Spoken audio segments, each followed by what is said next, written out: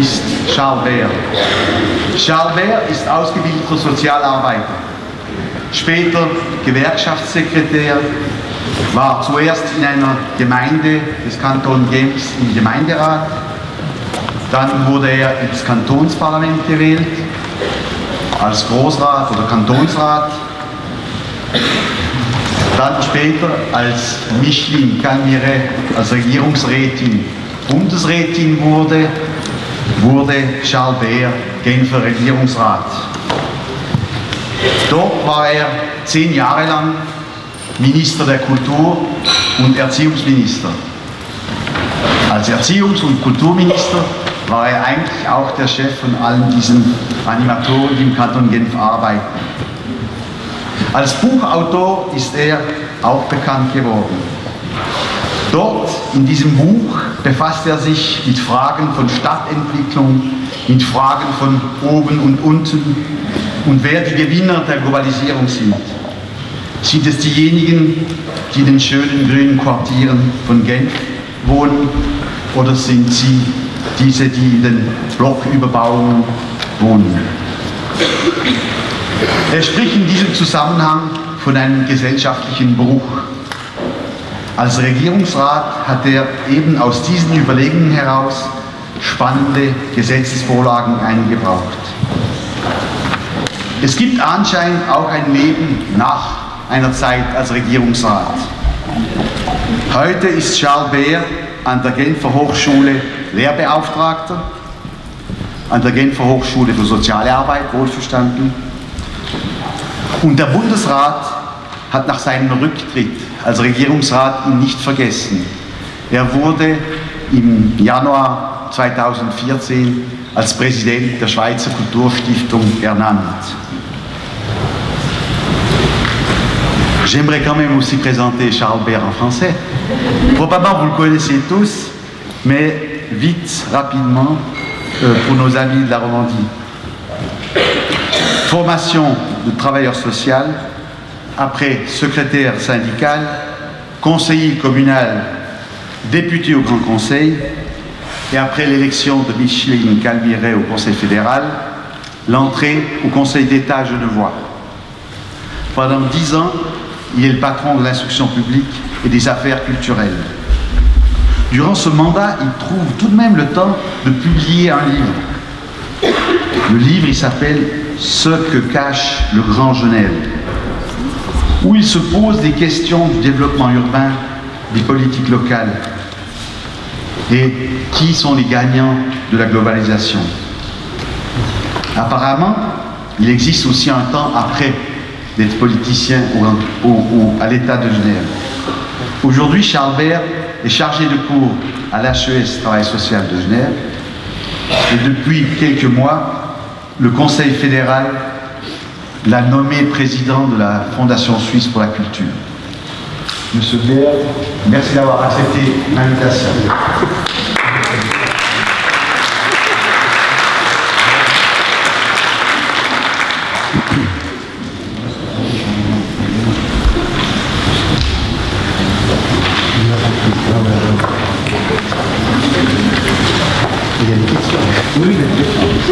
Voilà.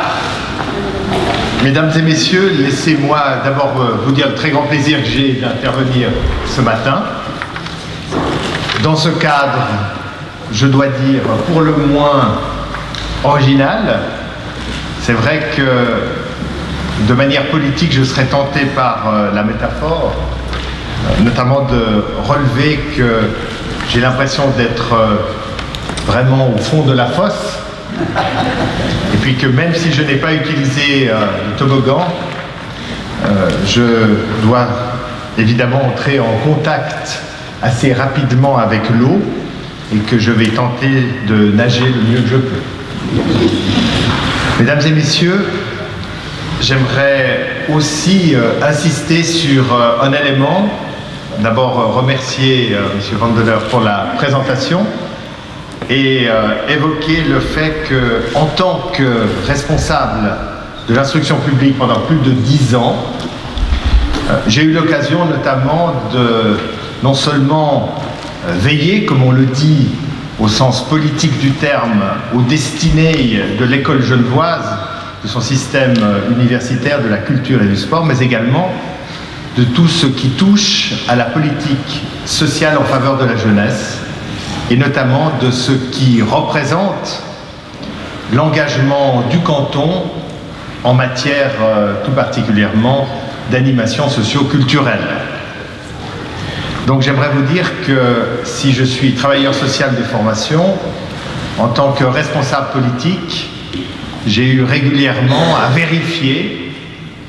l'écart qu'on peut avoir entre la représentation respectivement du travailleur impliqué dans sa mission et la représentation que peut avoir le responsable politique que j'ai été pendant 10 ans. Alors, ce matin, je ne vais pas tenter un exercice psychanalytique de réconcilier les différentes facettes de ma personnalité, mais simplement vous dire que je vais utiliser forcément, dans l'analyse qui est la mienne, un certain nombre de regards qui sont pour partie tirés de ma modeste carrière en tant que travailleur social, et puis sans doute de façon plus importante mon expérience en matière syndicale et en matière politique. Si je suis là aussi ce matin, c'est pour insister, parce que je trouve qu'il est important de pouvoir le faire, sur le lien qu'il y a entre l'évolution de notre monde et ce qui aujourd'hui développe un certain nombre de contingences pour l'intervention en matière sociale, tout particulièrement en matière d'animation socio-culturelle. Alors, le premier point sur lequel j'aimerais insister avec vous, c'est sur l'aspect de la mondialisation que nous vivons aujourd'hui. D'abord, pour citer avec vous l'importance qu'il y a de prendre en considération le fait que notre monde a bel et bien connu une mutation assez profonde qui s'est forgée dans les années, dans la durée, mais qui n'en est pas moins aujourd'hui radicale. Non pas au sens politique du terme, ou alors pas forcément dans le sens du parti qui en porte en partie le nom. Quand je parle de changement important, quand je parle de changement radical, j'aimerais évoquer surtout le passage qu'il y a entre finalement ce qu'auront été les 30 Glorieuses, on les appelle comme ça en français, et ce que nous vivons aujourd'hui. Pour faire extrêmement court, les 30 Glorieuses, c'est des années durant lesquelles, on va dire les choses ainsi, les parents qui élèvent des enfants sont convaincus que les choses vont aller en s'améliorant parce que l'État, d'une manière générale, se développe, les prestations sociales se développent et que d'une manière générale, les inégalités se réduisent, ce qui est une page relativement unique dans l'histoire de l'humanité parce que cette réduction des inégalités est pensée, voulue et acceptée socialement. Nous allons ainsi de 1945 à 1975, avec une période intermédiaire qui aura été constituée par 2 chocs pétroliers importants, 1973 et 1982, qui ont, et c'est pour ça que je les cite malgré tout, constitué un élément important du point de vue de la bascule dans un autre système, à savoir l'émergence du chômage de masse et l'importance qu'il y a sur les inégalités du point de vue social. Alors ce que nous vivons aujourd'hui, c'est l'heure de la mondialisation. Et pour ma part, je la situe, pour être très précis, à 1989, avec la fin de la guerre froide, la fin du système soviétique, la fin de l'Europe de l'Est, de l'Europe communiste, comme on l'a appelé donc durant toutes ces années. La fin d'un monde coupé en deux pour partie, ou coupé de plusieurs manières, mais qui effectivement avait pour caractéristique d'avoir un certain nombre de systèmes économiques, politiques, sociaux différents. 1989 marque donc l'arrivée d'un seul système économique. Évidemment que cela prend du temps à se réaliser, à se mettre en place, et ce système économique devient unique, et sur le plan social, il devient également unique. Alors évidemment, chercher à identifier une date, c'est forcément subjectif. Personnellement, je l'ai choisi à 1989 en fonction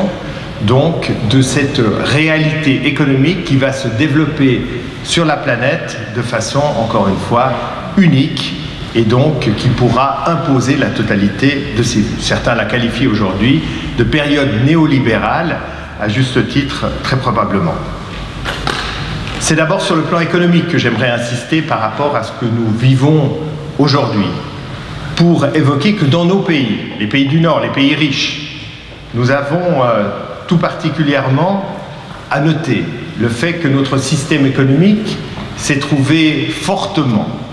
considérablement modifié. D'abord par le fait que nous avons aujourd'hui, du point de vue économique, une intensité des échanges économiques qui est tout simplement extraordinairement importante. À titre d'exemple, quand on cite aujourd'hui qu'une voiture est française ou allemande, eh bien, contrairement à ce que nous trouvions à la fin des années 70, c'est-à-dire quasiment 90% de la production de l'automobile montée en France d'origine française, aujourd'hui, même si elle est française montée en France,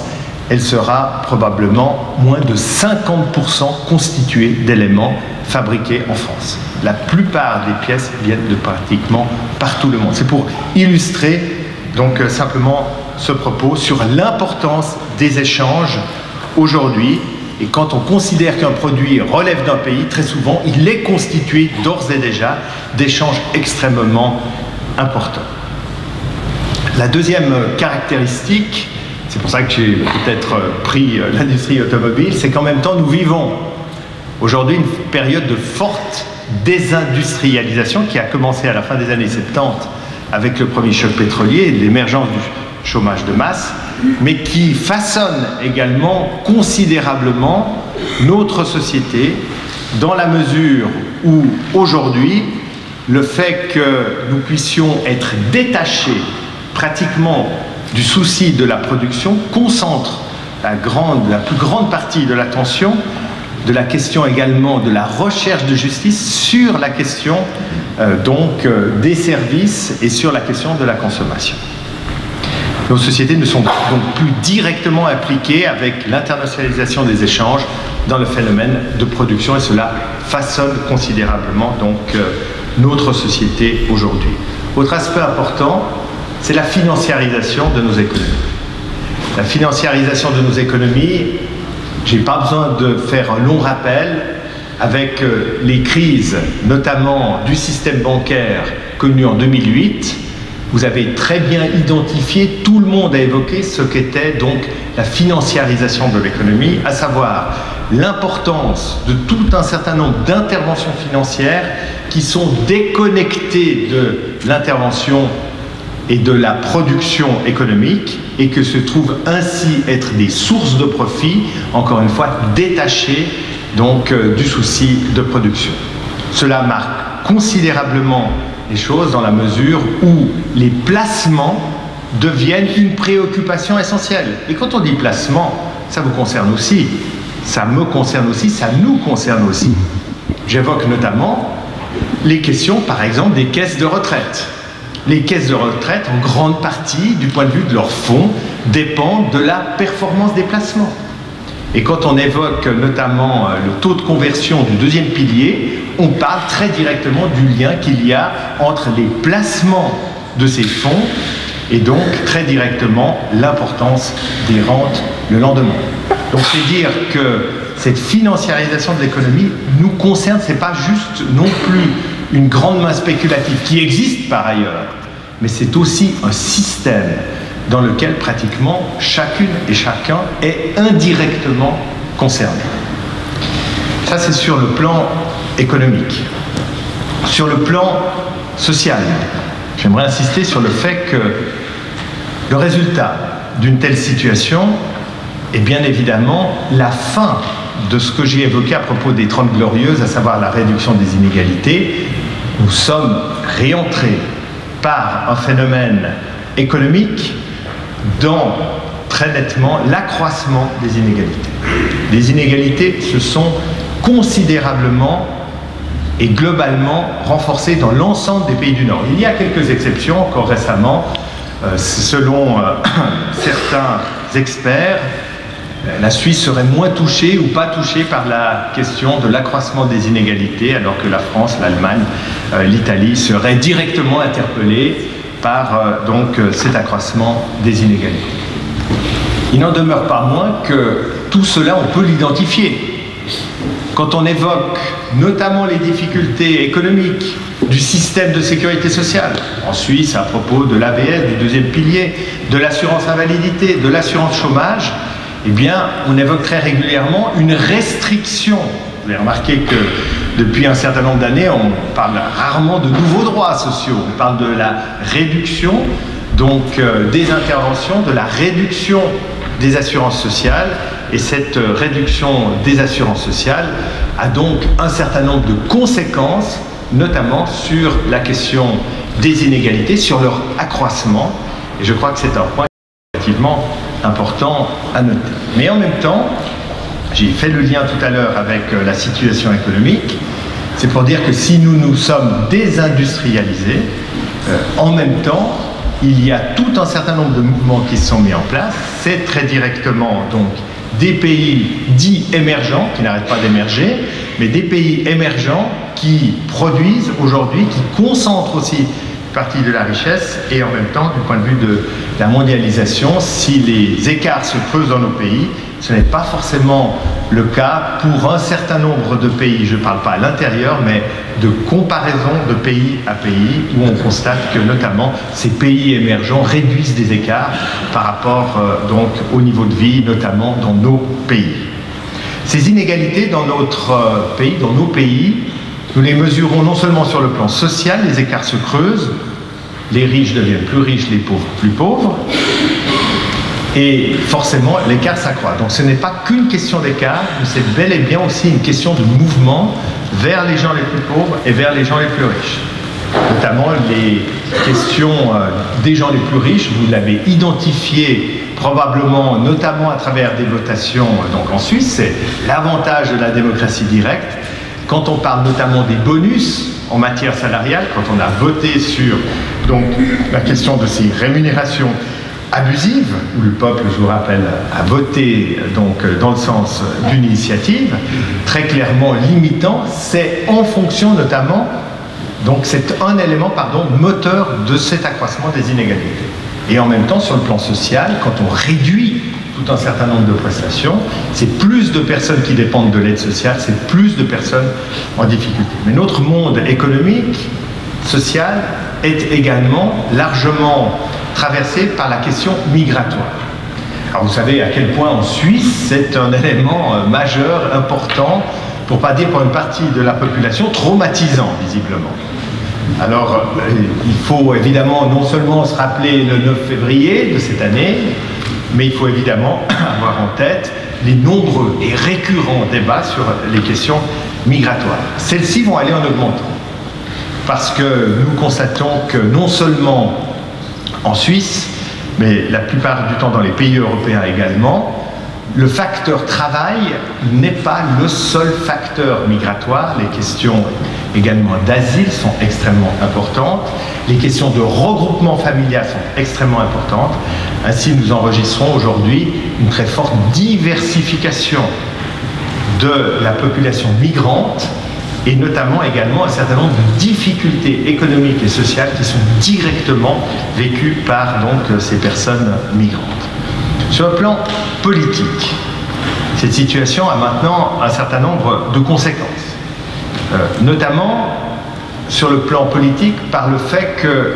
vous le savez, on l'a évoqué très rapidement à travers 2-3 débats sur les votations populaires, eh bien, nous trouvons, du point de vue politique, une forme de résurgence de ce qu'on appelle le populisme. Le populisme, c'est une manière d'utiliser, vous le savez,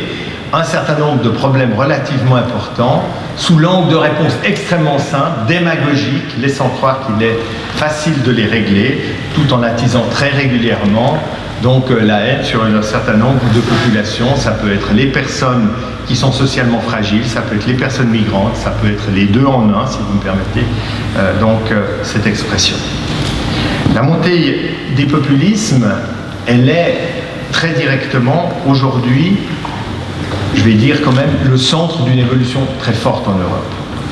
J'aimerais que nous regardions au-delà de la Suisse. On peut parler de la France, on peut parler également de l'Allemagne, on peut parler de la Grande-Bretagne, on peut parler de l'Italie, on peut parler de l'Espagne, on peut parler de la Grèce. Pratiquement toutes les représentations parlementaires des collectivités publiques, fussent-elles locales ou nationales, sont aujourd'hui traversées par l'émergence de ces trois blocs que sont les blocs traditionnels conservateurs et, on va dire, progressistes, incluant ce qu'on appelle la social-démocratie et les Verts, et les courants populistes qui prennent des formes extrêmement différentes, tantôt extrêmement nationalistes, tantôt régionalistes, mais qui ont toujours en toile de fond une intervention qui vise à désigner de façon extrêmement simple lorsqu'il s'agit de trouver des réponses aux situations complexes, qui est celle de désigner un certain nombre de personnes coupables et responsables de ces situations. Mais le fonctionnement de nos États est aujourd'hui donc affecté par un certain nombre de fragilisations, de facteurs de fragilisation sur le plan économique, résultat de la mondialisation. Les sociétés multinationales, transnationales, sont des sociétés qui peuvent bouger extrêmement rapidement, y compris lorsqu'il s'agit de la production, et qui aujourd'hui ont tendance à pouvoir fixer tout un certain nombre d'éléments majeurs du point de vue fiscal, directement ou indirectement, lorsqu'il s'agit donc de considérer l'importance qu'il y a donc d'avoir un certain nombre de revenus pour les États nationaux. Ainsi, si on vote le week-end prochain sur la question des forfaits, très indirectement, cela participe toujours de la même logique, qui est de savoir jusqu'à quel point il faut, entre guillemets, faire une sous-enchère fiscale pour s'attirer dans un monde extrêmement mouvant, mobile, les personnes qui ont de l'argent, quitte à ce qu'elles payent moins, mais pour qu'elles payent ici, de manière à ce qu'on puisse un peu redistribuer ici. Donc, les États nationaux deviennent concurrents et sont fortement concurrents entre eux lorsqu'il s'agit d'attirer donc un certain nombre de capitaux. Et c'est évidemment un des facteurs qui a tendance à nourrir le manque que j'ai évoqué tout à l'heure, à savoir donc la question donc de la création et du renforcement des inégalités. J'ai juste évoqué au passage, je serai plus rapide après, mais je tenais à mettre le décor en place, je vous rassure, c'est la question donc qui a trait à la modification du rôle des États-nations au-delà de la question du financement. Pour évoquer rapidement avec vous que les pays, les États-nations qui ont constitué pratiquement toute l'histoire contemporaine sont aujourd'hui d'une manière ou d'une autre en déclin. Ils sont ainsi traversés à la fois par un certain nombre de mouvements qui constituent des zones de libre-échange extrêmement importantes, l'exemple le plus abouti étant l'Union européenne, du point de vue donc de notre continent, mais dont on trouve également des traces respectivement en Amérique centrale, en Afrique, en Asie, avec notamment aussi la partie est de l'Europe, puisque c'est un des éléments qui notamment est en toile de fond du conflit entre la Russie et l'Ukraine, que la constitution de zones donc de libre-échange entre respectivement l'Union européenne et autour de la Russie, avec un certain nombre de pays directement concernés. Alors, la question de la fragilisation des États-nations est importante parce que non seulement on constitue des zones de libre-échange, mais qu'il y a en parallèle à ces zones de libre-échange, eh bien non seulement un certain nombre de mouvements qui concernent les villes, l'émergence des villes, leur importance, la création non seulement au-delà des villes de ce qu'on a appelé, de ce qu'on appelle les métropoles, les mégapoles, les mégalopoles, qui sont des phénomènes urbains d'étalement pour les uns, et pour les autres qui sont également, par cet étalement, la réunion de plusieurs villes entre elles, donnant une espèce de concentration urbaine dont la caractéristique première n'est pas de répondre aux critères qui nous ont permis historiquement de définir la ville. Voilà pour les éléments donc de toile de fond. J'ai essayé de prendre quelques exemples de votation populaire pour dire à quel point on vit dans cette réalité et combien aujourd'hui ces points-là sont des points qui, d'une manière ou d'une autre, constituent des incontournables pratiquement de tout ce qui est réflexion en matière respectivement politique, d'intervention sociale également, et ça concerne forcément également l'animation socio-culturelle. Alors vous l'aurez vu, j'ai déjà évoqué pratiquement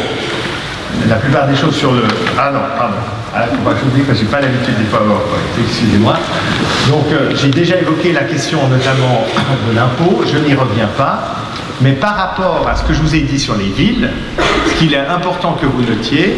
c'est ce chiffre qui n'est pas sans importance, à savoir le fait qu'en 1950, un tiers de l'humanité vivait en ville et que selon les projections, en 2020, 2 tiers de l'humanité vivra en ville. Et ça change complètement la notion même de communauté, de société, de la manière dont les rapports sur le plan social sont organisés et comment, notamment, se creusent à l'intérieur des villes ou des campagnes même un certain nombre d'évolutions relativement importantes sur le plan social. Ça me permet donc de passer directement, vous voyez comment on prend de la vitesse, hein, à un moment, à la question de la montée des inégalités de façon plus détaillée. Pour dire que j'ai évoqué la question de l'écart de plus en plus important entre les personnes riches et les personnes les plus pauvres. Mais ce qui est important également, c'est qu'au-delà de ces inégalités, le phénomène urbain que je viens d'évoquer, à savoir les concentrations de vastes zones urbaines, constitue également un facteur régulièrement d'accroissement des inégalités. Par un phénomène dit de gentrification, terme que vous avez certainement déjà entendu, phénomène de gentrification qui veut tout particulièrement que tout un certain nombre de quartiers, notamment autrefois populaires et souvent dans le centre encore des villes, pas dans l'extrême centre ou la city, mais encore dans ce qu'on appelle la ville-centre, eh bien, sont des personnes qui, à terme, par la question notamment de l'investissement, de la spéculation dans la pierre,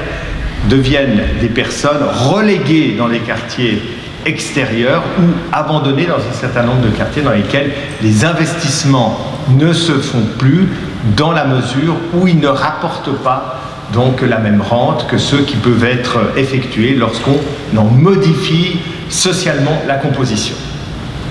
Il y a donc un phénomène d'appropriation de l'espace urbain que traduit le terme de gentrification par une classe supérieure, par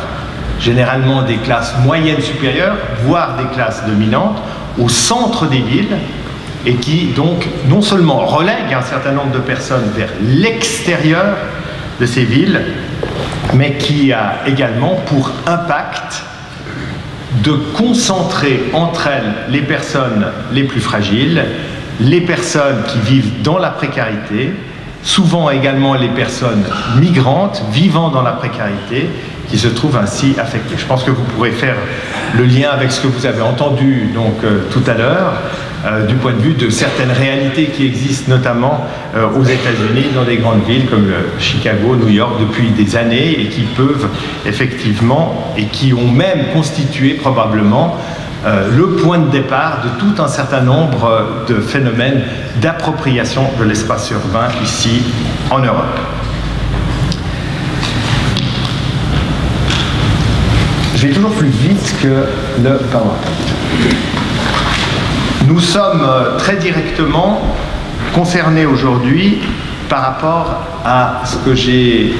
ici évoqué, à savoir les cités. Les cités, ce sont notamment dans un certain nombre de grandes villes, et c'est le cas en Suisse, ce sont donc un certain nombre de parties de la ville qui ont été construites. Ce sont des ensembles des années, la plupart du temps, 60, 70, jusqu'à la fin des années 70, qui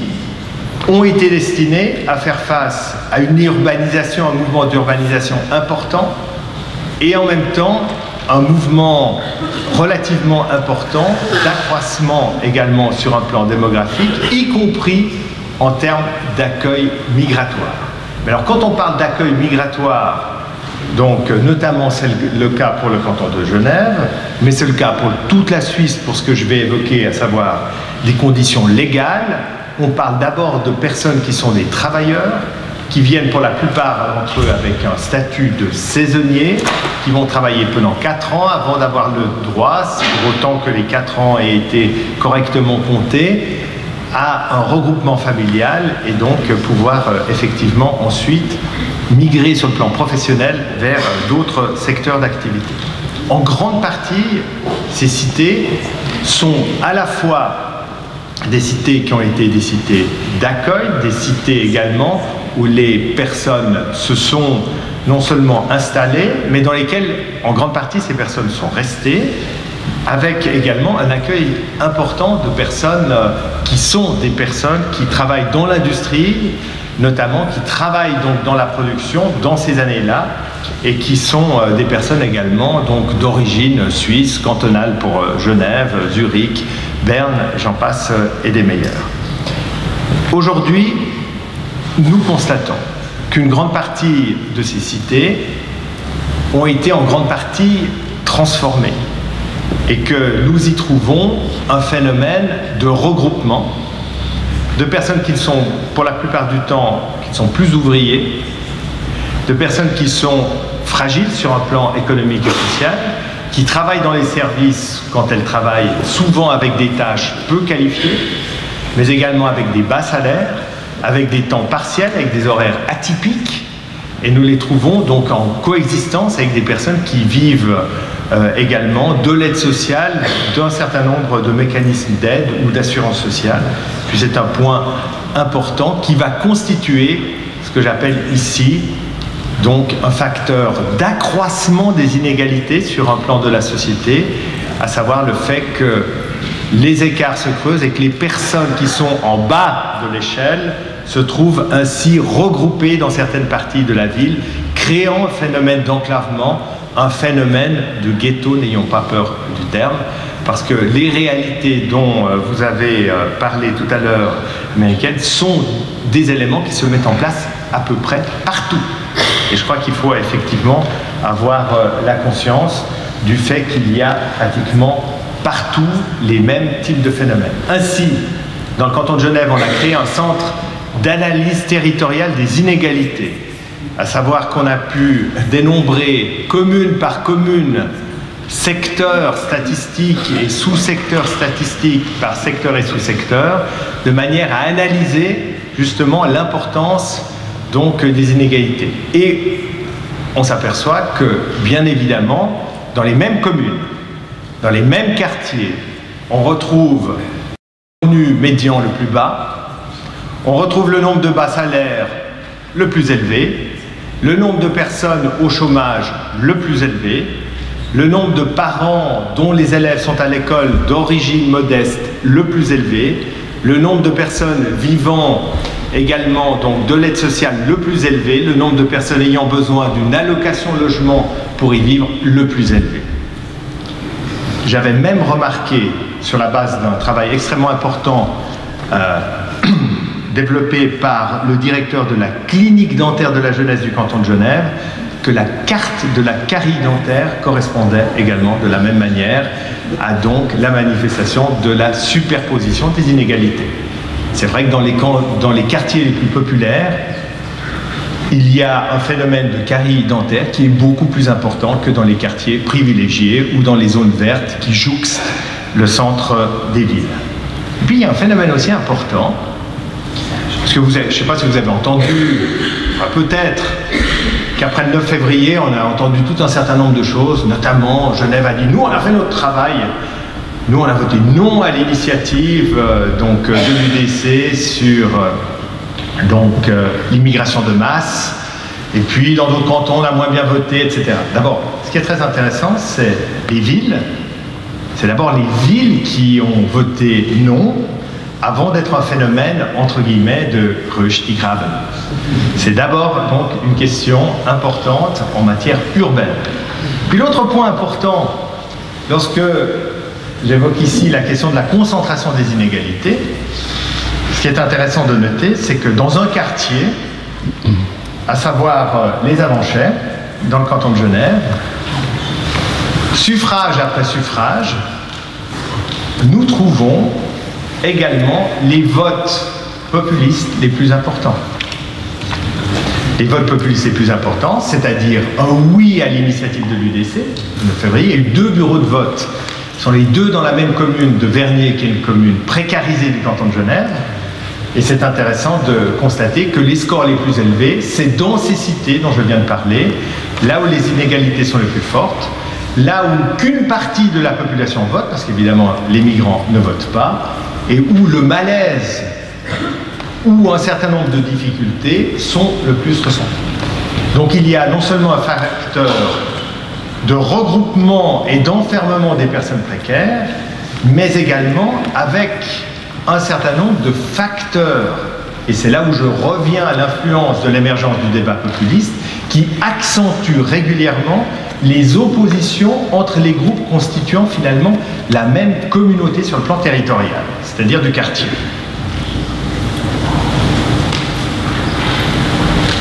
Alors, Vernier, justement, je l'ai évoqué, vous ne le savez peut-être pas, mais Vernier est la 16e ville de Suisse, je crois. Je dis 16e ville de Suisse parce qu'elle compte pratiquement, je crois, 34 000 habitants.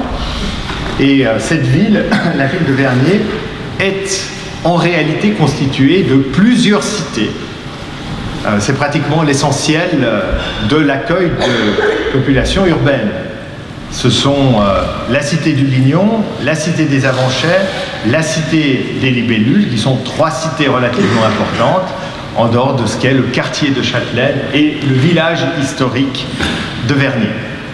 Donc ce qui est important également, c'est de savoir qu'il y a 30 ans à peine, Vernier n'était pas une ville, c'est-à-dire n'obtenait pas les 10 000 habitants.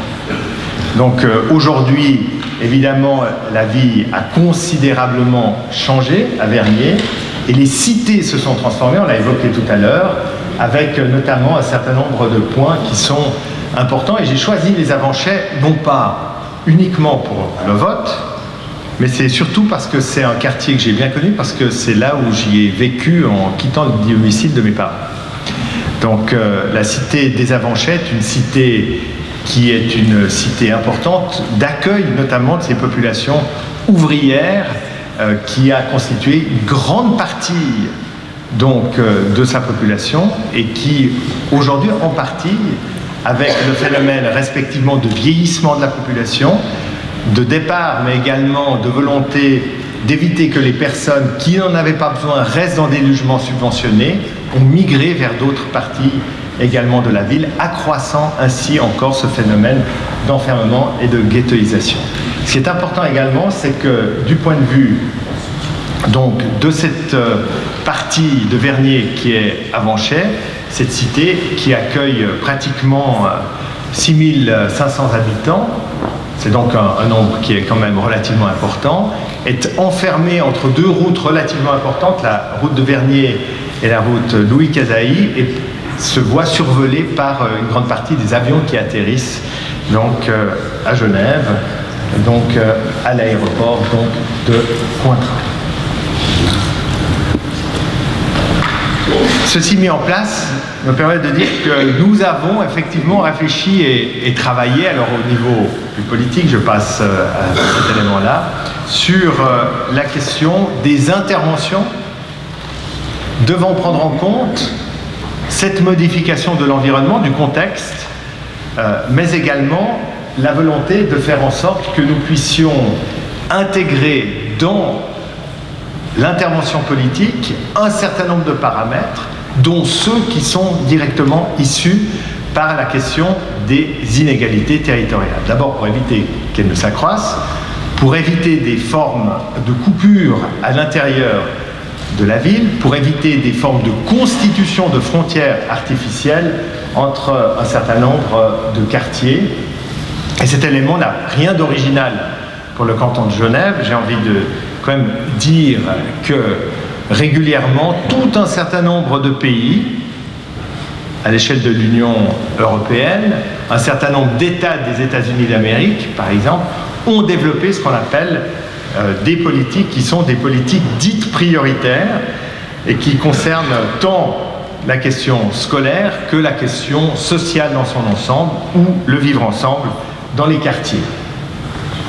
Il y a également tout un certain nombre dans les instances internationales, dans des grémiums, je parlais de l'Union européenne tout à l'heure, ou même le Conseil de l'Europe, un certain nombre d'interventions, de volonté de considérer qu'il y a au niveau du développement urbain,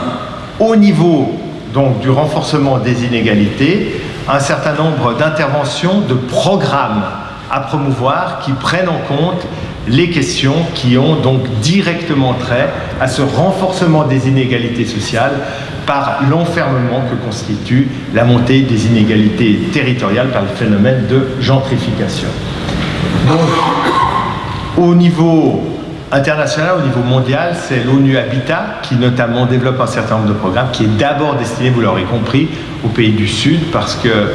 notamment en Asie, en Afrique, la question des zones urbaines non définies parce que ne correspondant pas à la ville atteignent encore une autre ampleur que celle dont nous parlons aujourd'hui, du point de vue respectivement européen ou du point de vue helvétique. Ces réussites sont pour le moins, je dis réussites, sont pour le moins interrogées. Est-ce que oui ou non, ces programmes sont efficaces?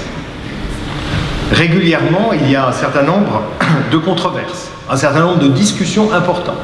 pour savoir si le fait de vouloir notamment mettre en avant l'équité par rapport à l'égalité dans la distribution des ressources peut être efficace pour soutenir la vie dans des quartiers qui sont fortement précarisés. En France, notamment, il y a ce qu'on appelle la politique de la ville. La politique de la ville, c'est d'abord la politique de soutien à un certain nombre de quartiers dans les villes, dans les cités, qui sont donc directement concernés par la précarisation. Or, en 40 ans, pratiquement, de politique de la ville en France, eh bien 30 ans plutôt, on constate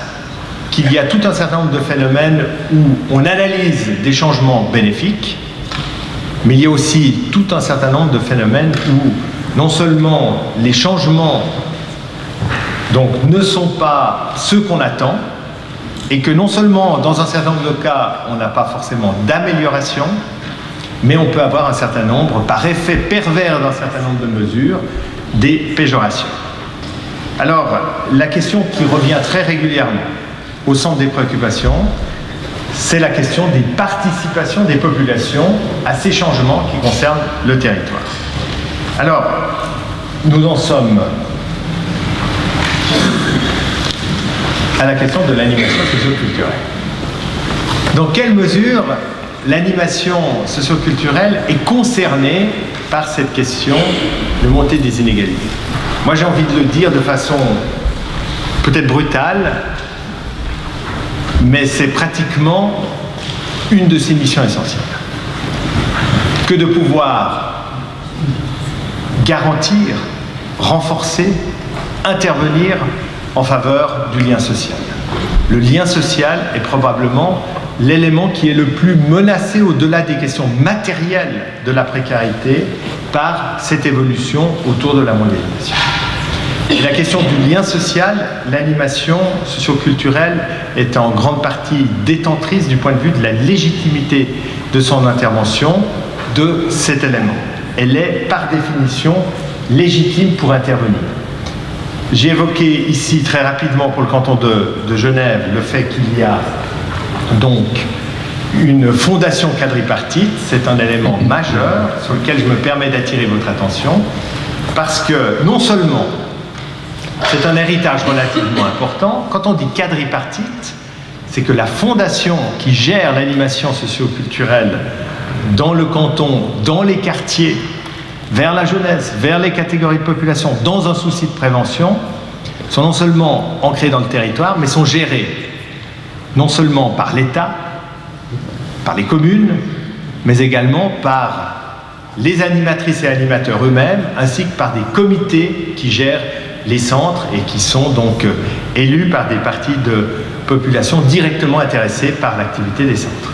Cet élément est très important également parce qu'aujourd'hui, sans qu'on l'ait dit très ouvertement dans le débat politique à Genève, certains souhaitent supprimer la fondation quadripartite en disant l'État devrait se retirer. C'est le programme officiel, hein, vous pouvez le trouver malheureusement sur le site de l'État de Genève, à savoir qu'on propose aux communes de reprendre complètement le rôle donc, de l'animation socio-culturelle de manière à ce que l'État cantonal se désengage. Ce qui ramènerait évidemment, et je crois que c'est un point important, donc un lien beaucoup plus étroit entre le niveau d'intervention politique et donc la question de l'intervention sociale, au sens où,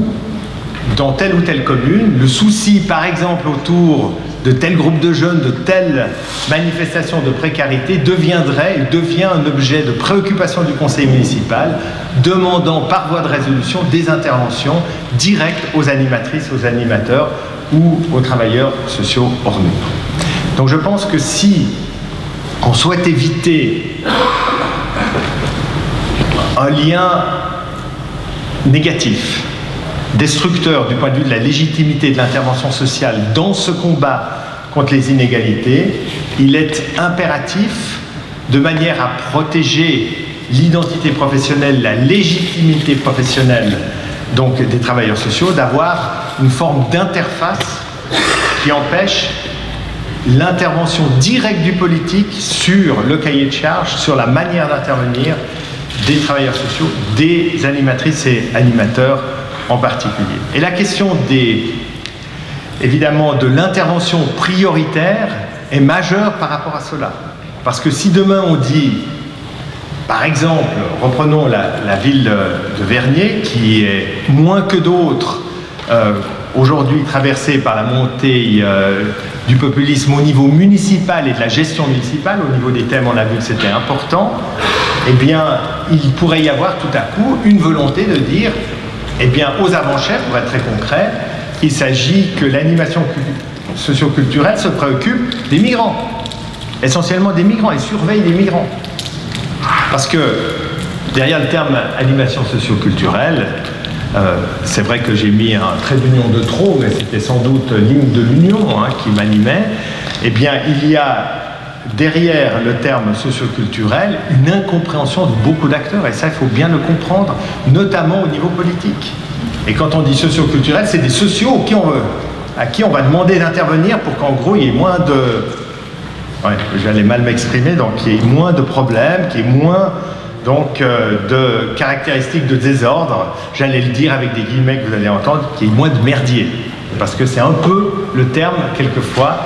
qui est utilisé, qui est sous-jacent pratiquement à toutes les interventions politiques. Donc, la question de l'implication dans le combat contre les inégalités, et notamment territoriales,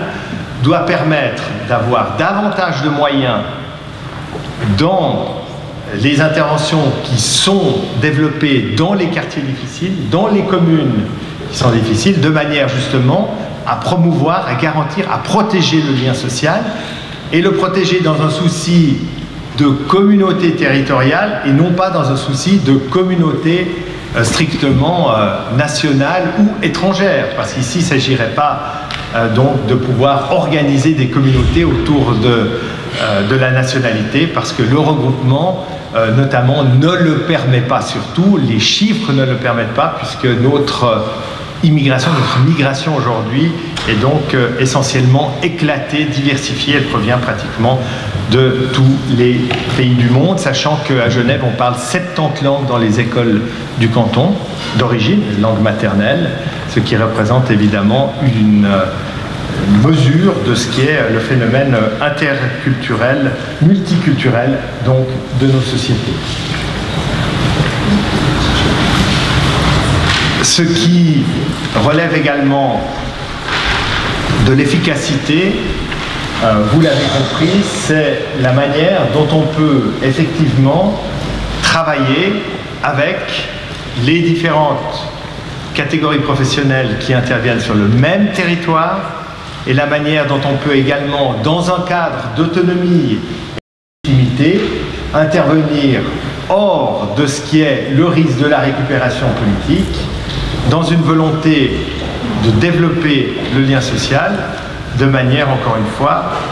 à ce qu'il y ait un renforcement de la participation des populations qui sont donc concernées. Là, je suis juste... Voilà. C'était la deuxième puce, excusez-moi, sur laquelle je voulais juste revenir pour dire que la question de la participation des populations est centrale. Et là, j'ai envie de dire, pour provoquer aussi un tout petit peu à la fin de mon propos, que la question des centres, j'ai évoqué la fondation quadripartite dans le canton de Genève, la façon dont fonctionnent les centres, c'est-à-dire les personnes qui sont des élus de la population, qui sont des élus du centre, non, donc représentent dans la fondation quadripartite donc les usagers. Ce lien peut être considérablement renforcé. Les maisons de quartier doivent avoir un lien direct, j'ai dit renforcé, avec l'ensemble des populations. Parce que tous les programmes de politique de la ville, tous les programmes d'intervention sur le plan territorial, si les populations n'y sont pas associées dans leur diversité, elles ont pratiquement toutes le même destin, c'est-à-dire l'échec. Il n'y a pas de véritable promotion de programme à l'échelle d'un quartier sans qu'il y ait de participation, forte des différentes catégories de population. Et qui est capable aujourd'hui véritablement de déclencher ce mouvement en travaillant avec les associations qui sont directement des associations d'habitants, des associations de jeunes dans les communes, dans les quartiers, d'autres que les travailleurs sociaux, et en particulier les animatrices et animateurs socioculturels et les travailleurs sociaux hors mur. C'est la question que je pose donc en fin de mon propos, pour simplement dire qu'il y a une légitimité toute particulière et que la méfiance qu'il peut y avoir par rapport à ces politiques, qui sont des politiques qui sont développées donc par le niveau des autorités, doit amener une grande prudence et probablement une grande résistance sur le comment. C'est le propos que j'ai voulu développer tout à l'heure, mais qui doit néanmoins être un souci véritablement d'appropriation dans le sens d'une implication des animatrices et des animateurs qui sont détenteurs de cette légitimité du lien social et de la question donc du facteur de réduction ou tout au moins de lutte contre l'accroissement des inégalités. Merci de votre attention.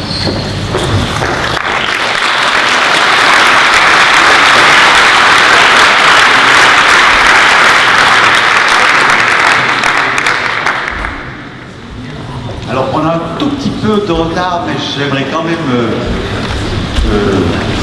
ouvrir, vous demander si vous avez des questions à poser. Oui.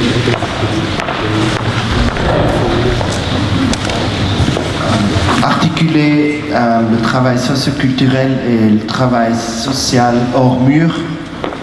qu'est-ce que ça veut dire? Où est la fin de le travail social hors mur et où commence le travail socioculturel? Bon, ça c'est un grand débat. Alors, ce que j'ai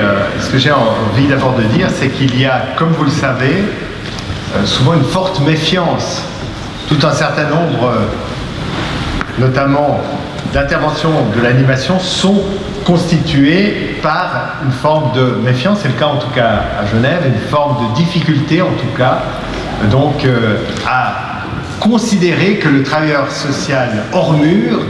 est bel et bien aussi quelqu'un qui participe de la prévention de la même manière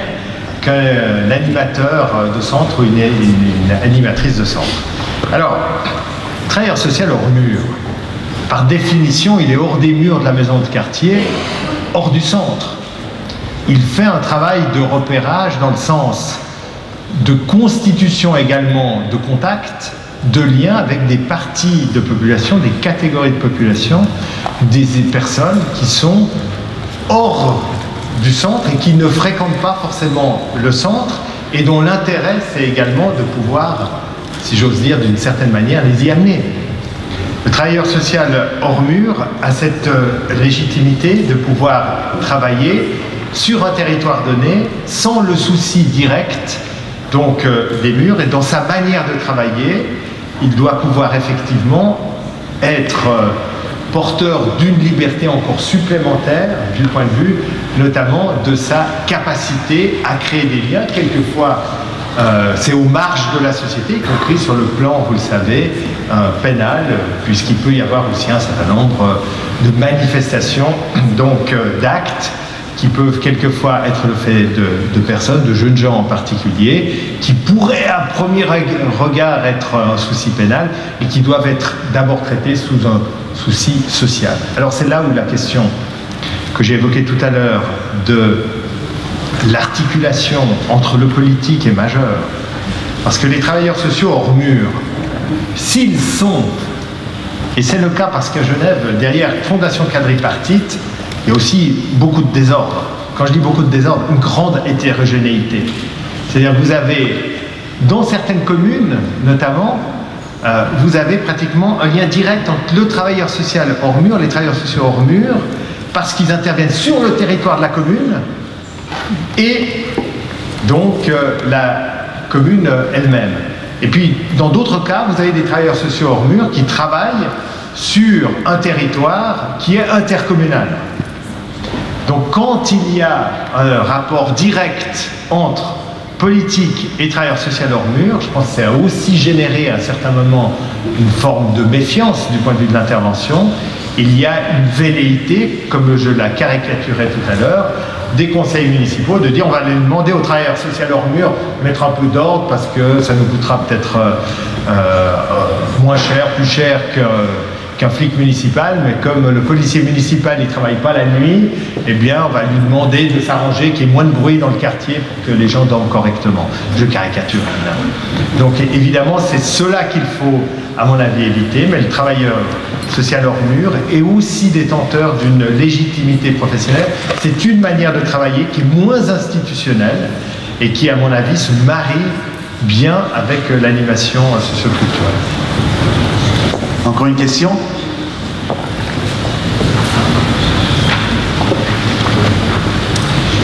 Monsieur Béat, il me reste